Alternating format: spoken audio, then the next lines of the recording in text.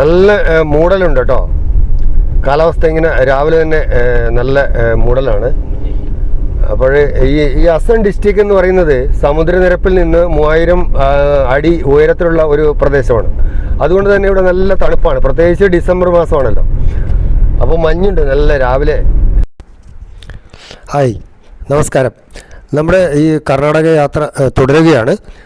അപ്പോൾ നമുക്ക് ഇനിയും ഒരുപാട് യാത്രകൾ ചെയ്യാനുണ്ട്. ഇതിപ്പോൾ കർണാടകയുടെ ഒരു സൈഡിലൂടെ മാത്രമാണ് പോകുന്നത്. നമുക്ക് ഇനിയും ഒരുപാട് യാത്രകൾ ചെയ്യാനുണ്ട്. അപ്പോൾ കഴിയുന്നതും വീഡിയോ മുഴുവനായും കാണാനും അതുപോലെ സബ്സ്ക്രൈബ് ചെയ്യാനും മറക്കരുത്. അപ്പോൾ ഈ കർണാടക യാത്ര കഴിഞ്ഞ ശേഷം അടുത്ത സ്റ്റേറ്റിലോട്ട് പോകുന്നതായിരിക്കും. അപ്പോൾ ഇപ്പോഴും നമ്മൾ കർണാടകയിൽ തന്നെയാണ് ഉള്ളത്.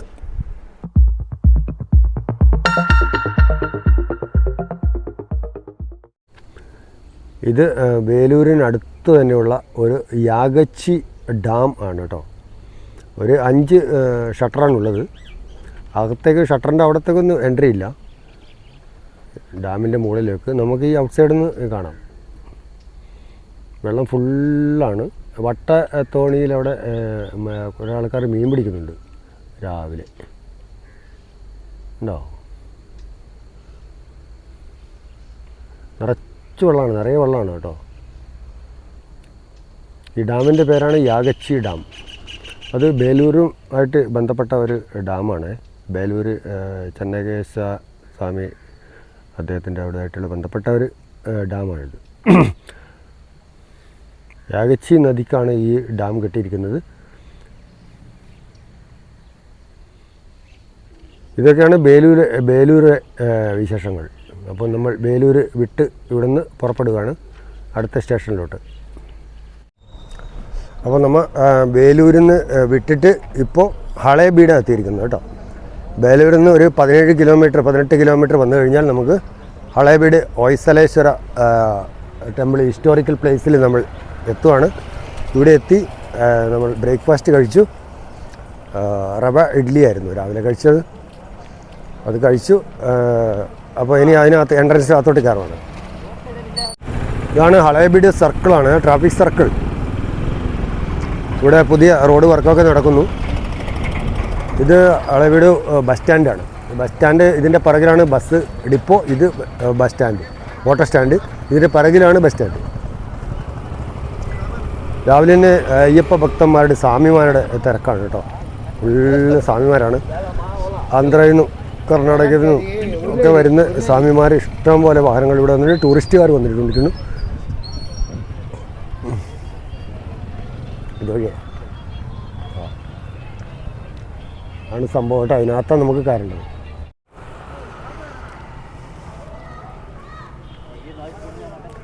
ടൂറിസ്റ്റുകളും സ്വാമിമാരും സ്കൂൾ കുട്ടികളും എല്ലാവരും രാവിലെ എത്തിക്കഴിഞ്ഞു. രാവിലെ പ്ലേസ് ഓപ്പണായി, ആൾക്കാർ കയറി തുടങ്ങി കാണാൻ വേണ്ടിയിട്ട്. തട്ടുകടകൾ ധാരാളമുണ്ട്. ചെറിയ പൈസയുള്ളൂ കേട്ടോ. ബ്രേക്ക്ഫാസ്റ്റിനൊക്കെ 60-70 രൂപക്കൊക്കെ വയർ നിറച്ചും കഴിക്കാറുണ്ട്.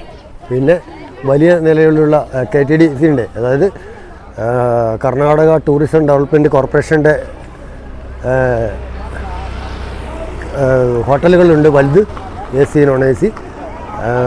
പബ്ലിക് ടോയ്ലറ്റ് സൗകര്യം, പാർക്കിങ്ങിന് ഫീ ഇല്ല.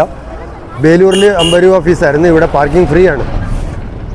അപ്പോൾ ഇതൊക്കെയാണ് ഇവിടുത്തെ. ബസ് സൗകര്യമുണ്ട്, ട്രാൻസ്പോർട്ടേഷൻ സൗകര്യമുണ്ട്, ടാക്സി എല്ലാം ഇവിടെ ലഭ്യമാണ് കേട്ടോ.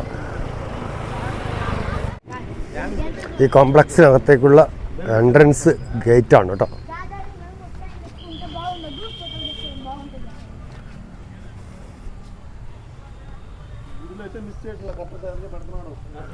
വന്നിട്ടതെടുക്കാം, ആ മ്യൂസിയം വന്നിട്ടെടുക്കാം.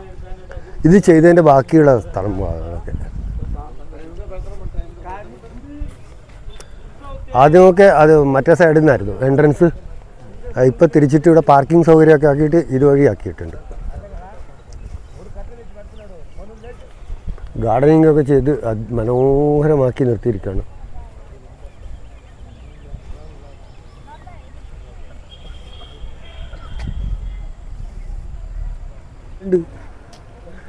ചപ്പൽ സ്റ്റാൻഡുണ്ട്. ഇത് എൻട്രൻസ് ആണ്. ഇവിടെ ഈ ക്ഷേത്രം പണിതതിൻ്റെ ബാക്കി കുറേ രൂപങ്ങൾ ശിലകളൊക്കെ ഒരിടത്ത് മ്യൂസിയം പോലെ വെച്ചിട്ടുണ്ട്. അവിടേക്ക് നമുക്ക് പോവാം. ഇവിടെ ചപ്പൽ സ്റ്റാൻഡ് ഫ്രീ ആണ് കേട്ടോ.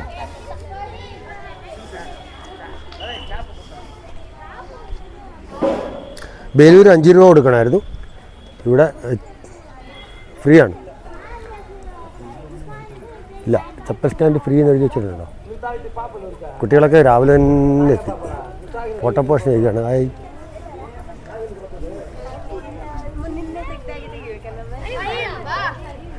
ബേലൂരിൻ്റെ അതേ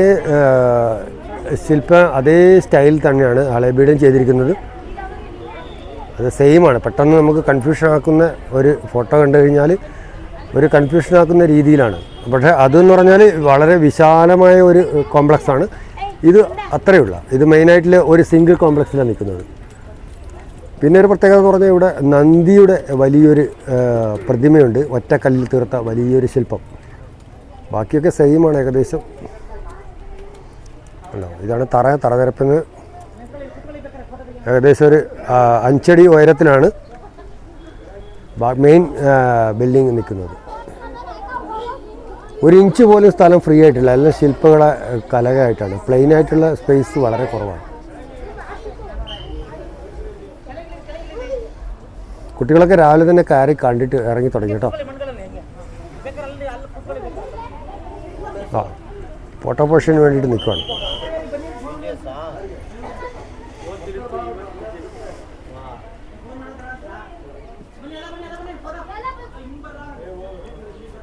ശില്പങ്ങളിൽ തൊടാൻ പാടില്ല എന്ന് എഴുതി വെച്ചിട്ടുണ്ട്. ഈ ശില്പങ്ങളിൽ തൊടാൻ പാടില്ല എന്ന് പണ്ടേ എഴുതി വെക്കണമായിരുന്നു.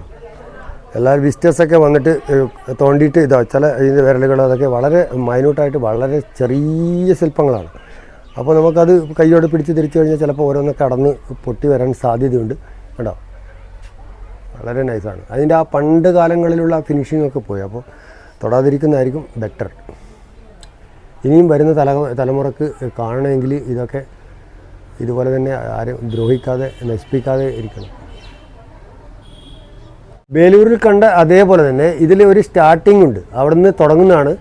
ഇതിലൊരു വലിയൊരു കഥകളാണ് ഇതിൽ ശില്പമായിട്ട് കൊത്തിവെച്ചിരിക്കുന്നത്. അപ്പോൾ അത് ഹിസ്റ്ററി നോക്കിയാലേ പറയാൻ പറ്റൂ.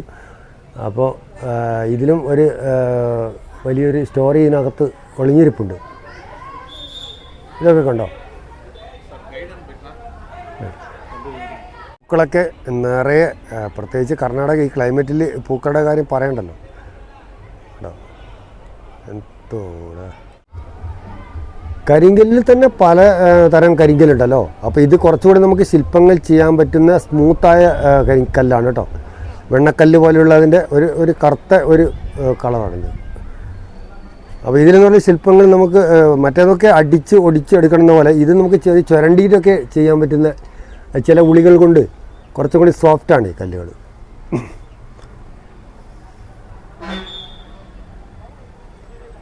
ഈ ശില്പത്തിൽ കണ്ടോ മാലയൊക്കെ കണ്ടോ ഒറിജിനലായിട്ട് തൂങ്ങി നിൽക്കുന്ന പോലെ.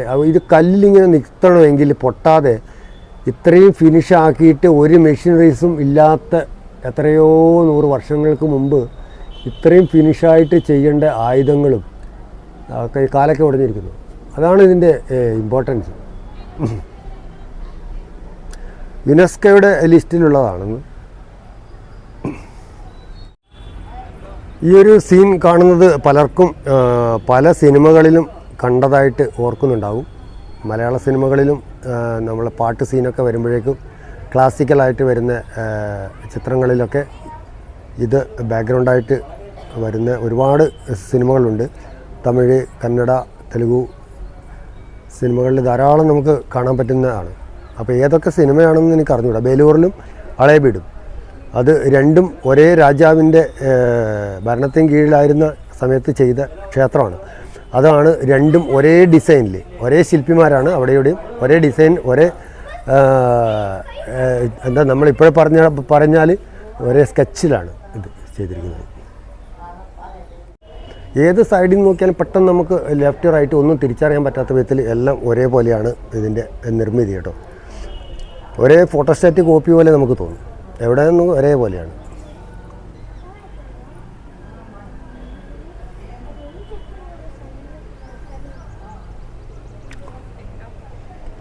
3 തലമുറയായിട്ട് ചെയ്ത് തീർത്ത ഒരു ക്ഷേത്ര നിർമ്മിതിയാണിത്. പണ്ട് കാലത്ത് പൂജയും വഴിപാടും കാര്യങ്ങളും എല്ലാം നടന്നിരുന്നതാണ്.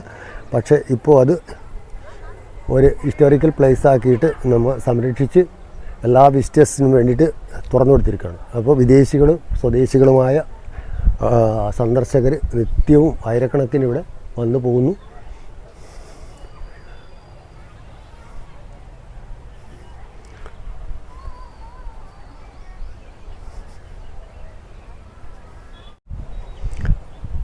ഈ സൈഡാണ് ആദ്യം എൻട്രൻസ് ഉണ്ടായത്. അപ്പോൾ അവിടെ ബസ് സ്റ്റാൻഡിൻ്റെ തൊട്ട പാർക്കിംഗ് സൗകര്യം ഇല്ലാത്തതുകൊണ്ട് അവർ അപ്പുറത്തെ സൈഡ് ഓപ്പൺ ആക്കി. ഈ തെക്ക് സൈഡും വടക്ക് സൈഡും കണ്ട സെയിമാണ്. അത് ആ വെള്ളത്തിൻ്റെ കരക്കൂടെ പോകണേ കയറി. അവിടെ ഒരു ഡാം പോലൊരു സംഭവമുണ്ട്. അല്ല ഇവിടെയുണ്ട് മ്യൂസിയം. ഇവിടെയുണ്ട്, ഇതിന് മ്യൂസിയം ഉണ്ട്. നമുക്കിനി എൻട്രൻസ് ഇതിനകത്തോട്ട് കയറാം. ദ്വാരപാലകരെന്നൊക്കെ പറയുമല്ലോ നമ്മുടെ ക്ഷേത്രത്തിൽ, ഇതാ നിൽക്കുന്നുണ്ട്. അപ്പോൾ അവർ തലപ്പാവിൽ കിടക്കുന്ന അവരുടെ ഡ്രസ് കോഡ്, പിന്നെ മാലകൾ, ആഭരണങ്ങൾ, അപ്പോൾ ഉടുത്തിരിക്കുന്നത് ഇതൊക്കെ കല്ലുകൊണ്ട് മുത്തുമണികൾ പോലെയാണ് ഇവർ ഒരു ഒറ്റ കല്ലിൽ തീർത്തിരിക്കുന്നത് കേട്ടോ. ഇതൊരു കല്ലാണ്, ഒട്ടിച്ചതൊന്നല്ല. അപ്പോൾ കണ്ടോ, അപ്പോൾ എത്രയോ വർഷങ്ങൾക്ക് ശേഷം ഇത് അതിൻ്റെ ആ ഫിനിഷിങ്ങാണ്. എങ്ങനെയായിരിക്കും ഇതെടുത്തിരിക്കുന്നത് അതാണ്. ഈ കഴുത്തിലൊരു പാമ്പ് പോലെ ഒന്ന് കിടക്കുന്നുണ്ടോ, അത് കേട്ടോ. ഒന്നിനൊന്നിനും ലിങ്ക് ചെയ്തിട്ടാണ് അതിരിക്കുന്നത്. പക്ഷേ ഒറ്റക്കല്ലാണ് മൊത്തം.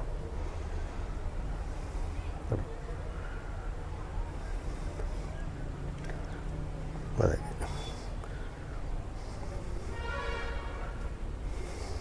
അകത്തേക്ക് കയറുമ്പം വേറെ ഒരു ലോകത്താണ് നമ്മൾ എത്തിയിരിക്കുന്നത്.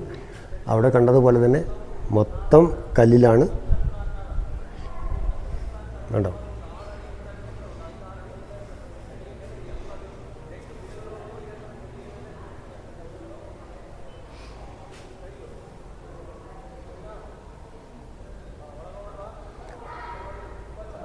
ഇതൊക്കെ പഠിക്കുന്ന വിദ്യാർത്ഥികൾക്ക് ഇതൊക്കെ ഒരു വിസ്മയമാണ് തീർച്ചയായും. നമ്മൾക്കൊക്കെ ഇങ്ങനെ കണ്ടുപോകാമെന്നല്ലാതെ അവർക്കതിനെ പറ്റിയിട്ട് വിശദമായി പഠിക്കാനും അതിൻ്റെ പ്രൊജക്റ്റൊക്കെ തയ്യാറാക്കാനും. അപ്പോൾ ഇതിൻ്റെയൊക്കെ കാൽക്കുലേഷൻ, കണക്കുകൾ എത്രയായിരിക്കാം. കുട്ടികൾ കൂട്ടമായി അകത്തേക്ക് വരുന്നുണ്ട്, അതിൻ്റെ ഒരു ബഹളമാണ്. അപ്പോൾ ഇത് ഞാൻ പറഞ്ഞു വന്നത് ഇതിൻ്റെ കണക്ക് കൂട്ടൽ എങ്ങനെയായിരിക്കും. അപ്പോൾ നമുക്ക് ഇതൊക്കെ മുകളിൽ നിന്ന് താഴെ നിന്ന് ചെയ്തിട്ടാണല്ലോ മേളിൽ കൊണ്ടുപോയി ഇതൊക്കെ ഫിറ്റ് ചെയ്യുന്നത്. അപ്പോൾ ഒരു കാൽക്കുലേറ്റർ പോലും ഇല്ലാത്ത കാലത്ത്, പഴയ കാലത്തെ കാൽക്കുലേഷൻ എത്ര വ്യക്തമാണ്. 1 മില്ലിമീറ്റർ എന്ന് വെച്ചാൽ ഒരു തലനാര് പോലും ഒരു ഗ്യാപ്പ് വിടാതെയാണ് ഓരോ കല്ലും തമ്മിൽ ലിങ്ക് ചെയ്തിരിക്കുന്നത്. ഒരു തൂണും അതിൻ്റെ മേലെ ബീമൊക്കെ. ശരിക്കും പറഞ്ഞാൽ ഒരു പേപ്പർ, നമ്മളൊരു കടലാസ് പേപ്പർ പോലെ അതിനകത്തോട്ട് കയറാൻ ഒരു വഴിയുമില്ല. അത്രയും ഫിനിഷിങ്ങിലാണ് ഇതിൻ്റെ വർക്ക്. അപ്പോൾ ഇതിൻ്റെയൊക്കെ അളക്കുന്ന അളവുകോല് എന്തായിരിക്കാം. ഇതൊക്കെയാണ് പഠിക്കാനുള്ളത്.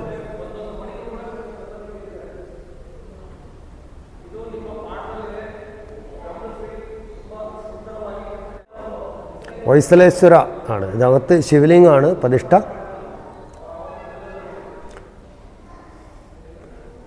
ഇവിടെ ആൾക്കാർ വരുന്നത് ഈ വിസ്മയം കാണാനാണ് കേട്ടോ. ഇവിടുത്തെ ശില്പവിസ്മയമാണ് മെയിൻ ഇമ്പോർട്ടൻ്റ്. ഇതൊരു അത്ഭുതം തന്നെയാണ്. അപ്പോൾ ഇത് കാണാനാണ് വ്യക്തമായിട്ട് ആൾക്കാരോട് വരുന്നത്. അല്ല പൂജക്കും കാര്യങ്ങൾക്ക് വരുന്നവർ വളരെ കുറവാണ്.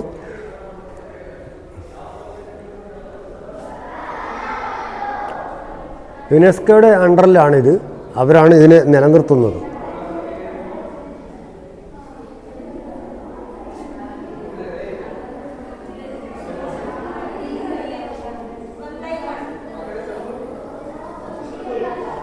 നമുക്ക് സ്വപ്നത്തിൽ പോലും കാണാൻ പറ്റാത്ത ഫിനിഷിങ്ങിലാണ് വർക്ക് നടക്കുന്നത്. ഇതൊക്കെ കരിങ്കലാണ് കേട്ടോ. സീലിംഗാണ് ഇപ്പോൾ ഞാൻ കാണിച്ചുകൊണ്ടിരിക്കുന്നത്.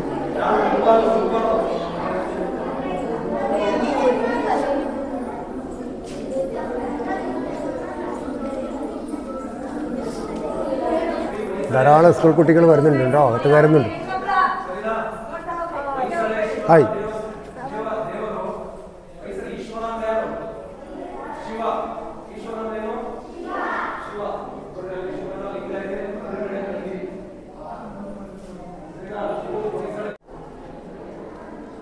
ഒരു പില്ലറിൻ്റെ ഫിനിഷിങ് ഉണ്ടോ കേട്ടോ. ഏകദേശം ഒരു 1.5 മീറ്റർ വീതിയാണ് ഈ പില്ലർ കിടക്കുന്നത്. അപ്പോൾ ഈ പില്ലറിൽ താങ്ങി നിൽക്കുന്ന ബീമുകൾ ഒറ്റക്കല്ലാണ്. ആ ബീമിൽ വീണ്ടും ക്രോസ് ചെയ്തിരിക്കുകയാണ്. അതിൻ്റെ മുകളിൽ വീണ്ടും ഒരു പാളി, മുകളിലായിട്ട് സീലിങ് ചെയ്തിരിക്കുന്നത്. 3, 6, 9 ഡിസൈനിയുടെ വേറെ ചെയ്തിരിക്കുകയാണ്. 3, 6, 9. അതിൽ മൊത്തം ചിത്രപ്പണികളാണ് കേട്ടോ. അപ്പോൾ നമ്മൾ നന്ദി മണ്ഡപത്തേക്കാണ് അടുത്തത് പോകുന്നത്. സ്കൂൾ കുട്ടികൾ എല്ലാം ഒരേ യൂണിഫോമൊക്കെ ഇട്ട് ടീച്ചേഴ്സൊക്കെ വേണ്ട ഗൈഡൻസൊക്കെ കൊടുത്ത് ഗൈഡ് ഇവിടെ ലഭ്യമാണ് കേട്ടോ. വിശദമായ വിവരങ്ങൾ നമുക്കറിയണമെങ്കിൽ ഗൈഡിൻ്റെ ലഭ്യമാണ്. അപ്പോൾ അവർക്ക് ചെറിയൊരു എമൗണ്ട് കൊടുത്തു കഴിഞ്ഞാൽ അവർ വിശദമായ വിവരങ്ങൾ പറഞ്ഞു തരുന്നതായിരിക്കും. ഇംഗ്ലീഷ്, ഹിന്ദി, കന്നഡയാണ് അവർ ഉപയോഗിക്കുന്നത്. ഇത് ഒറ്റക്കല്ലിൽ തീർത്ത ഒരു നന്ദിയാണ് കേട്ടോ. ഏകദേശം 10 അടി പൊക്കത്തിലാണുള്ളത്.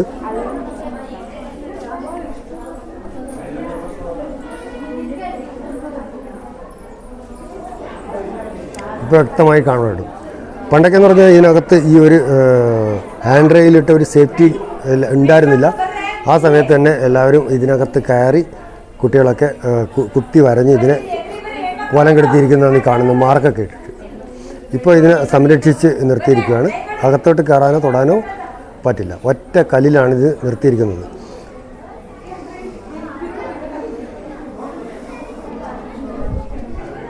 അത്ഭുതത്തോടെ മാത്രമേ ശരിക്കും നമുക്ക് കാണാൻ പറ്റൂ ഇതിനെ. അത്രയും വലിയൊരു സംഭവം അക്കാലത്ത് ചെയ്തതാണ്.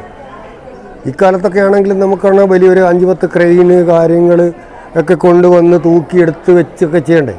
അപ്പോൾ എത്ര ആൾക്കാരുടെ കായിക അധ്വാനത്താണ് ഇവിടെ വിയർപ്പ് ഒഴുകിയതാണ് നമുക്ക് കാണുന്നത് എന്നുള്ളതാണ്. അപ്പോൾ നമുക്കതിനെ സംരക്ഷിച്ച് നിർത്തേണ്ടത് വളരെ വളരെ വളരെ ഇമ്പോർട്ടൻ്റ് ആണ്.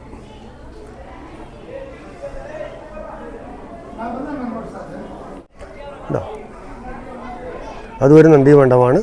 ഇതിൽ കുറച്ച് ചെറുതാണത് കേട്ടോ.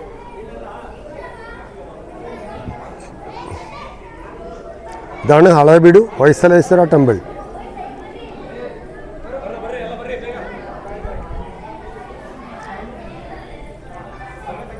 ഹസൻ ഡിസ്ട്രിക്റ്റിൽ നിന്ന്, അത് മെയിൻ ബസ് സ്റ്റാൻഡിൽ നിന്ന് 25 കിലോമീറ്റർ, ബാംഗ്ലൂരിൽ നിന്ന് 175 കിലോമീറ്റർ ആണ് ഇവിടത്തേക്കുള്ള ദൂരം. രാവിലെ 6 മണിക്ക് ഇത് ഓപ്പണായി, വൈകുന്നേരം 9 മണി വരെ ഉണ്ട് കേട്ടോ. കേരളത്തിൽ നിന്ന് വരുവാണെങ്കിൽ മംഗലാപുരത്തേക്ക് വന്നിട്ട് അവിടുന്ന് ബാംഗ്ലൂർ റൂട്ടിൽ 175 കിലോമീറ്റർ വരുമ്പോഴേക്ക് നമുക്ക് ആസനിലെത്താൻ പറ്റും. ആസനിൽ നിന്ന് 25 കിലോമീറ്റർ കൂടി വന്നു കഴിഞ്ഞാൽ നമുക്ക് ഈ സ്ഥലത്തേക്ക് എത്താൻ പറ്റും.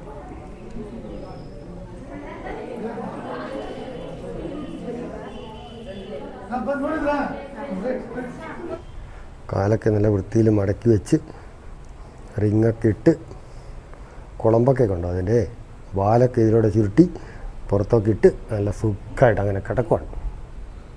ഉണ്ട്.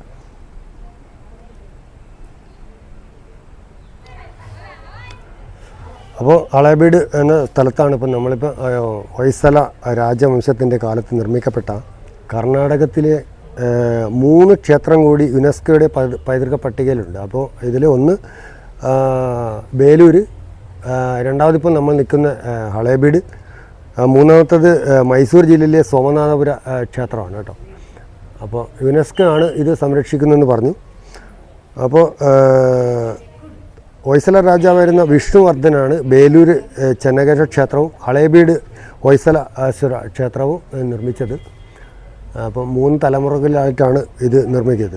നരസിംഹ മൂന്നാമൻ്റെ കാലത്താണ് ഇത് പൂർത്തിയായത്. ഇതിൻ്റെ പ്രത്യേകത ഞാൻ ആദ്യം പറഞ്ഞല്ലോ, ഉള്ളിൽ ഉള്ളപ്പോഴേ ശില്പങ്ങളുടെ സൂക്ഷ്മ സൗന്ദര്യത്തിൽ ലോകത്ത് ഇതിനെ വെല്ലാൻ വേറെ, ഇപ്പോൾ ഇതിനെ കടത്തി വെട്ടാൻ വേറെ നിർമ്മിതികൾ ഇല്ല എന്നാണ് പറയുന്നത്. അപ്പോൾ നമുക്ക് വെണ്ണക്കല്ലിൽ എന്ന് വെച്ചാൽ സ്റ്റോപ്പ് സ്റ്റോൺ എന്ന് വിളിക്കപ്പെടുന്ന ഗ്രാനൈറ്റ് പോലുള്ള ഒരു തരം കരിങ്കല്ല്, ഒരു ഗ്രാനൈറ്റ് ഒരു കരിങ്കല്ല്, ഒരു ഗ്രാനൈറ്റ് വർഗത്തിൽപ്പെട്ട ഒരു കല്ലാണ് ഇതിന് ഉപയോഗിച്ചിരിക്കുന്നത് മൊത്തമായിട്ട്. അപ്പോൾ ഹൊയ്സലേശ്വർ, ശാന്തലേശ്വർ എന്നിങ്ങനെ നാമകരണം ചെയ്തിരിക്കുന്ന ശിവലിംഗ പ്രതിഷ്ഠകളാണ് ഇതിനകത്ത് ഉള്ളത്. അപ്പോൾ ചന്നകേശവൻ എന്നാൽ വിഷ്ണു രൂപമാണ്. അതാണ് ഇതിൽ ആലേഖനം ചെയ്തിരിക്കുന്നത്, അകത്ത് ഉള്ള പ്രതിമകളൊക്കെ. ഇതിൻ്റെ മറ്റൊരു പ്രത്യേകത ഞാൻ പറഞ്ഞല്ലോ, ഇതിലൂടെ കഥകൾ ഇതിലൂടെ രൂപപ്പെട്ടിരിക്കുന്നു. അപ്പോൾ എവിടുന്ന് തുടങ്ങിയാലാണ് അത് എവിടെ അവസാനിക്കുമെന്ന് നമുക്ക് വ്യക്തമായിട്ട് അറിഞ്ഞുകൂടാ. പക്ഷേ ഇതിൽ ഗൈഡാണ് ഇതിന് ശരിക്കും നമുക്ക് അതിന് നിർദ്ദേശം തരാൻ പറ്റും. ഇതിൽ ശരിക്കും പറഞ്ഞാൽ കൊത്തിവെച്ചിരിക്കുന്ന രാമായണത്തിൻ്റെയും മഹാഭാരതത്തിൻ്റെയും ദൃശ്യങ്ങളാണ്. അപ്പോൾ മഹാഭാരതം, രാമായണം നമുക്ക് പരിചിതമായ ഗ്രന്ഥങ്ങളാണല്ലോ. അപ്പോൾ അതിലത്തെ കഥകളാണ് ഇവിടെ ശില്പരൂപത്തിൽ യുദ്ധത്തിന് പോകുന്നതും യുദ്ധം ചെയ്യുന്നതും അങ്ങനെയുള്ള പല സംഭവങ്ങളാണ്, വികാസങ്ങളാണ് ഇതിൽ ചേർത്തിണക്കിയിരിക്കുന്നത്. അപ്പോൾ അതാണ് ഇതിൽ കൊത്തിവെച്ചിരിക്കുന്ന ശില്പങ്ങൾ മൊത്തം. കുട്ടികൾ ഫോട്ടോ പോസിഷനാണ് കേട്ടോ.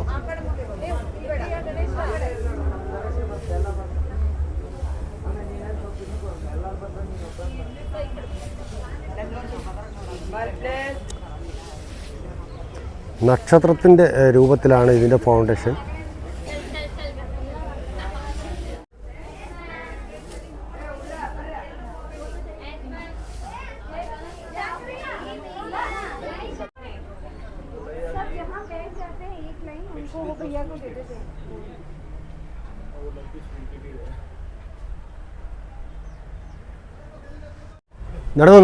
വന്നു വാ. അപ്പോൾ ഇത്രയൊക്കെയാണ് ഇവിടുത്തെ ഹളേബീഡിലത്തെ വിശേഷങ്ങൾ. അപ്പോൾ നമ്മൾ ഹളേബീഡ് വിടുവാണ് അടുത്ത സ്റ്റേഷനിലോട്ട്. അപ്പോൾ നമുക്ക് എല്ലാവരും വന്ന് കാണാൻ ശ്രമിക്കുക. ഇതൊക്കെ നമ്മുടെ നാട്ടിൻ്റെ സമ്പത്താണ്, രാജ്യത്തിൻ്റെ. ഇതൊക്കെ കാണാനുള്ളതാണ്. എല്ലാം കാണാൻ പറ്റുവാണെങ്കിൽ വന്ന് കണ്ട് മനസ്സിലാക്കാൻ ശ്രമിക്കുക. അപ്പോൾ നമുക്ക് അടുത്ത സ്റ്റേഷനിലേക്ക് പോകാം. നമസ്കാരം. അപ്പോൾ ഇത്രയും നേരം ക്യാമറ കൈകാര്യം ചെയ്യുന്നത് നമ്മുടെ ചങ്ക് ശ്രീനാഥാണ്. അപ്പോൾ നമുക്ക് അടുത്ത സ്റ്റേഷനിലേക്ക് പോകാൻ സമയമായി. അപ്പോൾ നമുക്ക് വിടാം. ഇവിടെയാണ് ശില്പങ്ങൾ ഇവിടെ ഉപയോഗിച്ചതിൻ്റെയും നശിച്ചു പോയതിൻ്റെയും ബാക്കി സ്റ്റോർ ചെയ്തിരിക്കുകയാണ്. ഇതിൽ നിന്ന് സെലക്ട് ചെയ്തിട്ട് 1500 ശില്പങ്ങളാണ് അപ്പുറത്തെ മ്യൂസിയത്തിൽ വെച്ചിരിക്കുന്നത്. നമ്മളിപ്പോൾ അവിടെ കണ്ട സെയിം സംഭവങ്ങളാണ്. ബാക്കി വന്നവ കളയാതെ സൂക്ഷിച്ച് വെച്ചിരിക്കുകയാണ് കേട്ടോ. ഇവിടത്തേക്ക് ഇപ്പോൾ എൻട്രി ഇല്ല, അവിടെ മ്യൂസിയം ഉള്ളത് കൊണ്ട് ഇത് അടച്ചിരിക്കുകയാണ്.